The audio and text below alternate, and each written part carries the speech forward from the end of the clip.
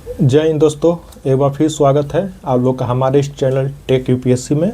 मैं आर के यूपीएससी एक्सपेरेंट। मैं इस वीडियो में यूपीएससी के बारे में कुछ जानकारियाँ शेयर करने वाला हूं। जैसे कि आप लोगों को पता होगा कि जो यूपीएससी है, संघ लोक सेवा आयोग, अपने स्थापना के 100वें वर्ष में प्रवेश कर चुका है। मतलब यूपीएससी की स्थापना के 100 वर्ष हो गए हैं। उसी को लेकर जैसे कुछ आर्टिकल हो गए इंडिया, मतलब सभी न्यूज़पेपर में। जो यूपीएससी के चेयरमैन है डॉक्टर अजय कुमार, ठीक, जो यूपीएससी के चेयरमैन है डॉक्टर अजय कुमार, उनको ले वो मतलब उनका आर्टिकल अधिकांश मतलब सभी पेपर में, या हिंदी मीडियम हो इंग्लिश मीडियम में हो यूपीएससी के 100वें वर्ष में उनके आर्टिकल निकला हुआ है। तो उस आर्टिकल में मतलब क्या महत्वपूर्ण बातें कही गई है। फिर आप लोग देख सकते हैं कि डीडी न्यूज़ पर वो पहली बार यूपीएससी के इतिहास में मतलब 100 वर्ष में पहली बार कोई ऐसा चेयरमैन है कि मतलब लाइव आया है लोगों को सवालों का जवाब देने के लिए। खैर वहाँ पे जो यूट्यूब पर जो क्या नाम है डीडी न्यूज़ पर जो इंटरव्यू ले रही थी वो महिला, खैर वहाँ पर कोई स्टूडेंट मौजूद नहीं थे उनके स्टूडियो में। अगर स्टूडेंट देखिए मौजूद रहे होते तो काफ़ी बेहतर सवाल पूछे होते। उनको सवालों को लेकर भी बहुत चर्चाएँ हैं कि जिस तरीके से सवाल करना चाहिए, जो चीज़ पूछना चाहिए वो उस तरीके से सवाल नहीं किया गया है और ऐसी बातें नहीं पूछा गया है, मतलब जो विद्यार्थियों के हित में पूछना चाहिए था। तो इस बात को भी लेकर देखिए बहुत से विद्यार्थी इस बात को भी लेकर नाराज़ है कि जिस तरीके से सवाल पूछना चाहिए था चेयरमैन साहब से, वैसे सवाल भी नहीं किए गए हैं। खैर वो अपनी अलग बात है।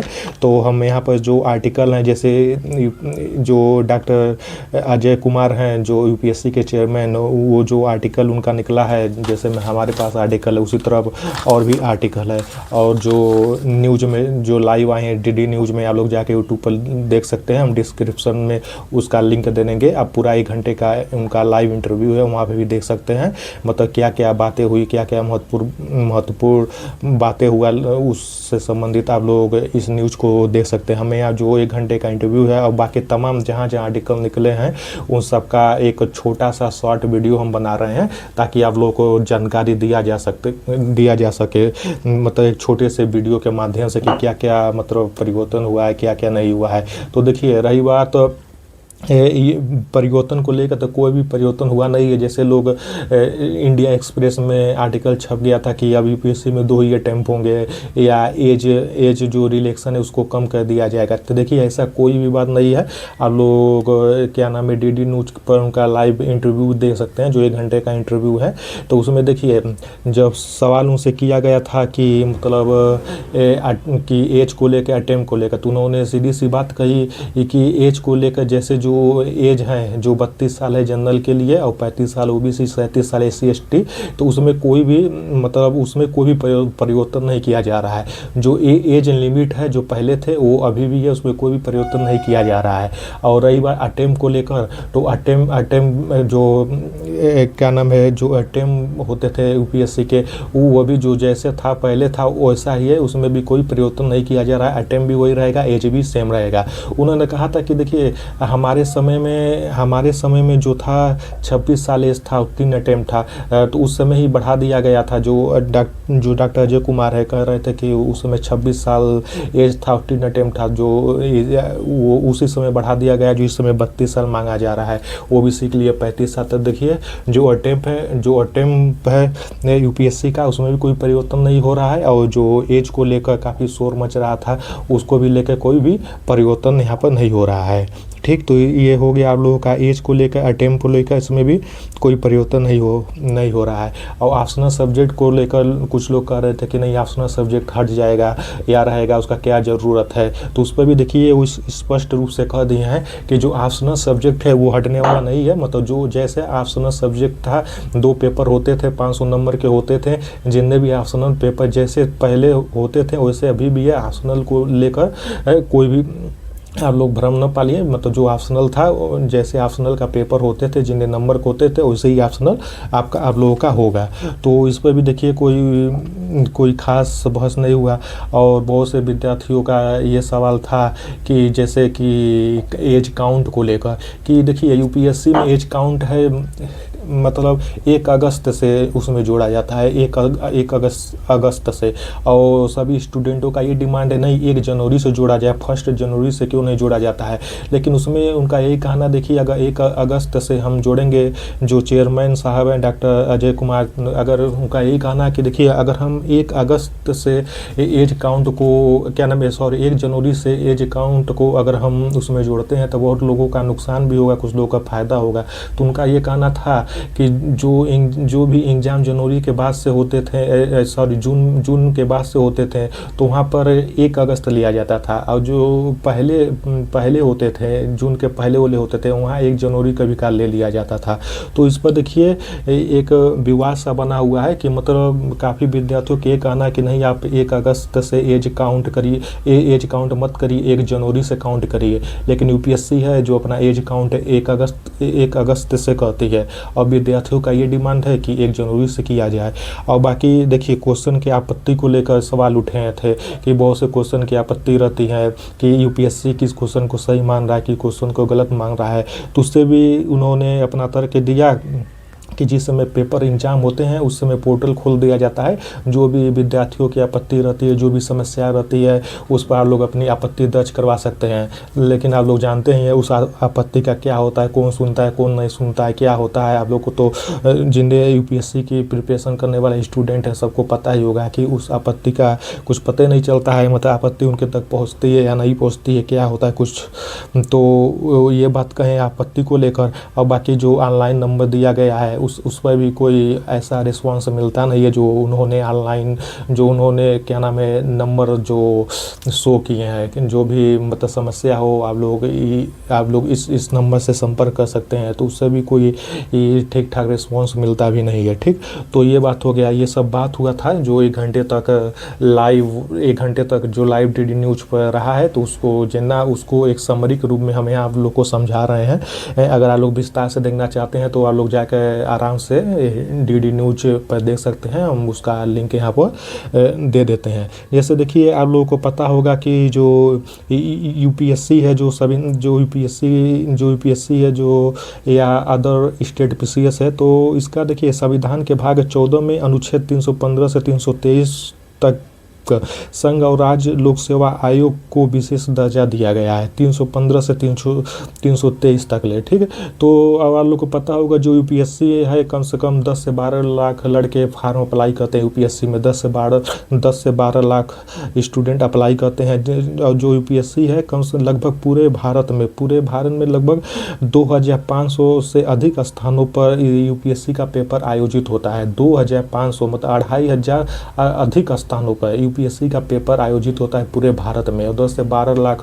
स्टूडेंट अप्लाई करते हैं यूपीएससी के लिए। ठीक, तो ये रही कुछ जानकारी जो आर्टिकल में वो दिया गया है। और बाकी कुछ जानकारी ये रही कि देखिए जो यूपीएससी का एक नया आवेदन पोर्टल क्या नाम है लॉन्च किया गया है, जो नए सीरियस नए तरीके से ओटीआर उसमें हो रहा है। उसमें पहले ओटीआर किया जा रहा है, लोगों को पता होगा, उसके बाद फार्म भरा जा रहा है। तो एक नया पोर्टल लॉन्च किया गया है जिसमें फेस रिकग्निशन, जिसे हम कहते हैं फेस रिकग्निशन, उसके माध्यम से उस तकनीकी के माध्यम से मतलब ये किया जा रहा है ताकि धोखाधड़ी से बचा जा सके। तो ये हो गया एक जो बहुत ही बेहतर मतलब कदम उठाया जा रहा है। और बाकी ये बात कहा जा रहा है कि हम जैसे पूजा खेड़के का जो मामला हुआ कि पूजा खेड़के को लेकर जो क्या नाम है उसमें पूजा खेड़के का मामला उठाया गया है, तो धोखाधड़ी से बचने के लिए किसी भी प्रकार के, तो इस सब से बचने के लिए डिजिलॉकर का प्रयोग किया जाएगा भविष्य में, ऐसा कहना था डॉक्टर अजय कुमार का जो यूपीएससी के चेयरमैन है, कि हम एक डिजिलॉकर की सुविधा लाने वाले हैं। उसमें सभी सर्टिफिकेट हर चीज़ वहाँ से ही हम लोग डायरेक्ट ले लेंगे, और उस डिजिलॉकर में सभी विद्यार्थियों का सर्टिफिकेट डॉक्यूमेंट उसमें सेव रहेगा। तो देखिए बहुत ही बेहतर कदम है। और बाकी आप लोग जानते हैं कि जो यूपीएससी का जो स्टूडेंट होते हैं यूपीएससी के इंटरव्यू तक पहुंच जाते हैं और किन्हीं कारणवश वो फाइनल में सिलेक्शन नहीं हो पाता, उनका फाइनल में सिलेक्शन नहीं पाते हैं, तो उनके लिए प्रतिभा सेतु ऐप का प्रतिभा सेतु ऐप बनाया गया है, जिसमें जो ये प्रतिभा सेतु ऐप उन लोगों के लिए है जो लोग इंटरव्यू तक तो पहुंच जाते हैं लेकिन फाइनल में वो सिलेक्शन नहीं ले पाते हैं, तो वहाँ पर वो अपना बायोडाटा अपडेट कर देते हैं, तो जो नामी जानी कंपनियाँ होती है उनको अपने यहाँ हायर कर लेती है, उनके क्वालिफिकेशन के आधार पर वहाँ पर हायर हो जाते हैं। तो ये एक बहुत ही बेहतर कदम है जो प्रतिभा सेतु ऐप लॉन्च किया गया है। तो ऐसे ही है जो आर्टिकल में दिया गया था, न्यूज़ चैनल में दिया गया था, जो महत्वपूर्ण जानकारी सही कर दिए हैं। और बाकी बहुत से विद्यार्थियों के डिमांड थी जो बहुत ही ज़्यादा पूछे जाने वाले प्रश्न है कि जैसे हम लोग एग्ज़ाम दे देते हैं, प्री का एग्ज़ाम हो जाता है तो तुरंत आंसर की या कटऑफ नहीं रिलीज होता है, तो सभी विद्यार्थियों का ये डिमांड है कि नहीं, पेपर देने के कुछ ही दिन बाद उसका आंसर की क्या है ओरिजिनल आंसर की आयोग के द्वारा रिलीज कर दिया जाए, और कटऑफ किया गया है प्री का वो कुछ ही दिन बाद मतलब कटऑफ आंसर की के बारे में मालूम चल जाए। तो इस पर भी वो कर रहे हैं, ये मामला कोर्ट में चल रहा है, सुप्रीम कोर्ट में चल रहा है, वो निर्णय आने के बाद वो उस पर हम कुछ बोलेंगे, अभी इस पर कुछ बोले नहीं है। तो देखिए जितना बेहतर हो सकता था इंटरव्यू उतना बेहतर तो हुआ नहीं है, और जितना बेहतर सवाल किए जा सकते थे उतना बेहतर सवाल भी नहीं हुआ है। तो इस पर भी लेकर कुछ होना बेहतर जवाब नहीं दे पाए।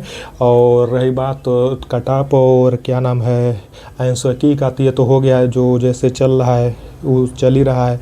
और फिर उसके बाद अब क्या हो गया इस पर कि हाँ कि देखिए बहुत से स्टूडेंटों द्वारा ये भी आपत्ति लगाई जाती है कि हिंदी बैकग्राउंड के लड़के जो गांव देहात से पढ़ के आए हैं और जो इंग्लिश मीडियम के बच्चे जो आईआईटी से पढ़े हैं, अच्छे अच्छे कॉलेजों से पढ़े हैं, उन लोगों के मेरिट में उन लोगों के रैंक में इतना अंतर क्यों होता है? क्यों इंजीनियरिंग बैकग्राउंड के लड़के ही टॉपर के लिस्ट में आते हैं कि हिंदी बैकग्राउंड के लड़के टॉपर के लिस्ट में क्यों नहीं आते हैं? ये भी पूछा जाना चाहिए था, लेकिन ये प्रश्न नहीं किया गया है। देखिए ये अपने आप में बहुत बड़ी बात होती है कि जो ह्यूमैनिटी सब्जेक्ट के स्टूडेंट होते हैं कि उनका रैंक इतना कम क्यों रहता है, क्यों नहीं वो टॉप 10 में या पहला रैंक क्यों नहीं ला पाते हैं? जबकि जो इंजीनियरिंग बैकग्राउंड के लड़के होते हैं वो पढ़े तो रहते हैं आईआईटी से, इंजीनियरिंग किए रहते हैं, लेकिन ऑप्शनल सब्जेक्ट अधिकांश उनका जो है ह्यूमैनिटी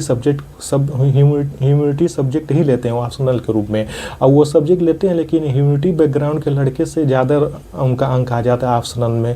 तो ये भी एक सोचने वाली बात है कि आखिर ऐसा क्यों होता है, कि ऐसा अंतर क्यों रहता है हिंदी और इंग्लिश में। और जो सी सेट होते हैं, आप लोग सी सेट देख ही रहे हैं कि उसमें भी सवाल किया गया है, जो सी सेट में है ऐसा मतलब सी सेट का डिजाइन किया जाता है, ऐसा सी सेट का प्रश्न बनाया जाता है कि उसमें जो सी सेट के प्रश्न में अधिकांश करके जो इंजीनियरिंग बैकग्राउंड के लड़के होते हैं उन्हीं का ज़्यादा स्कोर आ पाता है। जो ह्यूमैनिटी बैकग्राउंड के स्टूडेंट होते हैं, जो हिंदी मीडियम के स्टूडेंट होते हैं, सी सेट समझ उनको ले डूबता है, उनको कुछ समझ में ही नहीं आता है। सी सेट के मतलब ऐसा प्रश्न किया गया, ऐसा प्रश्न रहता है जैसे सबसे टफेस्ट एग्जाम हुआ था यूपीएससी का 2023 साल लोगों को पता होगा, उसमें सी सेट जाके देखिए तो हवा नहीं लगेगा। तो मतलब ये समानता जो इतनी बड़ी खाई है हिंदी इंग्लिश मीडियम के लेकर सी सेट को लेकर, ये समानता आखिर कब तक आएगी, इस पर भी एक विचार किया जाना चाहिए था कि मतलब ये सी सेट को लेकर क्यों आखिर सी सेट जो ह्यूमैनिटी बैकग्राउंड के लड़के हिंदी मीडियम के लड़के हैं उनके लिए सी सेट देखिए एक बहुत बड़ी समस्या बनती जा रही है। जो और बाकी जो इंजीनियरिंग बैकग्राउंड के लड़के हैं उनके लिए सी सेट मतलब ठीक ठाक है, वो बहुत ही आसानी से हल कर लेते हैं। तो उनका देखिए यही कहना था जो चेयरमैन है कि नहीं हम समान प्रश्न उसमें सी सेट में डालने की सी सेट में समान प्रश्न मतलब डालने की कोशिश करते हैं, जो जैसे मैथ का हो गया, रीजनिंग हो गया, कम्प्रीहेंशन हो गया, ये समान बराबर मात्रा में समान प्रश्न रहे।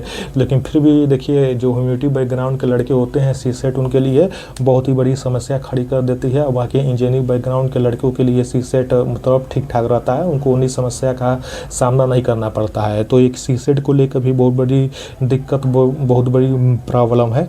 तो ये सब देखिए प्रॉब्लम था। तो आज जो भी है, लेकिन यूपीएससी के इतिहास में ऐसा पहली बार हुआ है कि यूपीएससी के चेयरमैन लाइव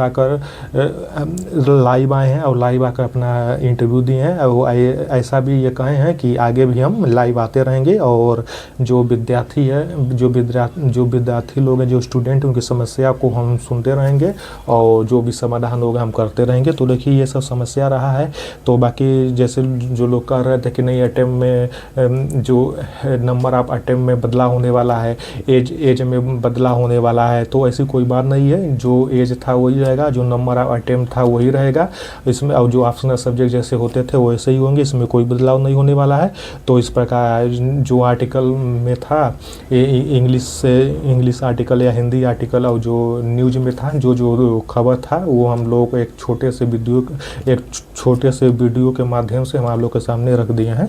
बाकी यही वार्तालाप हुआ है, इससे ज़्यादा कोई वार्तालाप नहीं हुआ है। तो इसी प्रकार आप लोग जानकारी के लिए ISPCS या ओनली एग्जाम के बारे में जानकारी के लिए आप लोग हमारे चैनल टेक UPSC को सब्सक्राइब करें। तब तक के लिए जय हिंद।